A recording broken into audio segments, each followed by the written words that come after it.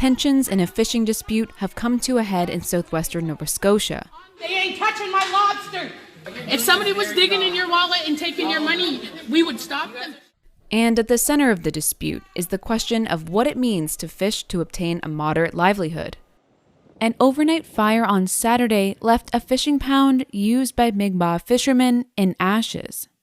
And last week, an estimated 200 commercial fishermen attacked 2 Indigenous-used fishing facilities, seizing and destroying lobster traps, setting a van on fire, and trapping multiple Mi'kmaq fishermen inside a building.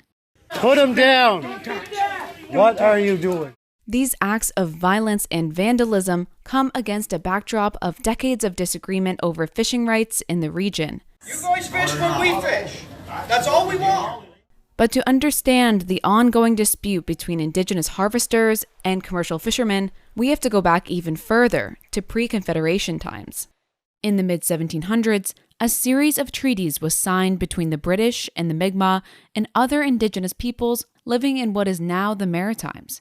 These agreements became known as the Peace and Friendship Treaties. The British wanted to maintain good relationships with the Indigenous peoples here, recognizing that they had military might, but they also wanted to live in coexistence. So these treaties were not about, like later treaties, land cession. It was about maintaining sort of peaceful coexistence. In 1999, the Peace and Friendship Treaties, specifically the Treaty of 1760 and 61, became the focus of a landmark Supreme Court case.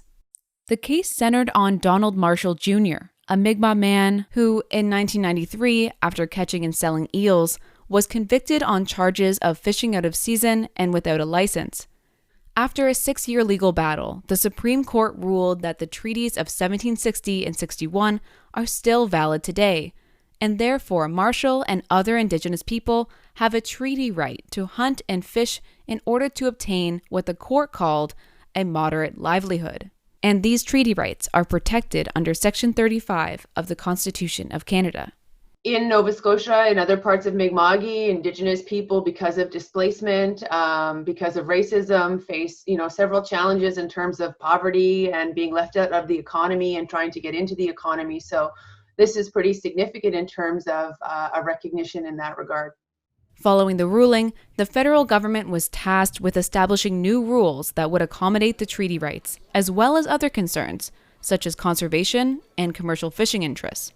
And in doing so, it would define what constitutes a moderate livelihood. But 20 years later, that is yet to happen. There's a lot of frustration about the federal government not really meaningfully wanting to address this, because the government just sees it as like, okay, can we throw more money at you, as opposed to addressing like Mi'kmaq want a role in the governance of it. They want to be a part of the management of it, and to have a right that looks different than what other stakeholders have, because it is a different right. In an emergency meeting Monday night, Federal Fisheries Minister Bernadette Jordan said that the government is in talks with Mi'kmaq bands in order to resolve this issue. We are working with them diligently right now through negotiation process to make sure that we implement their treaty right. Krista Hesse, Global News.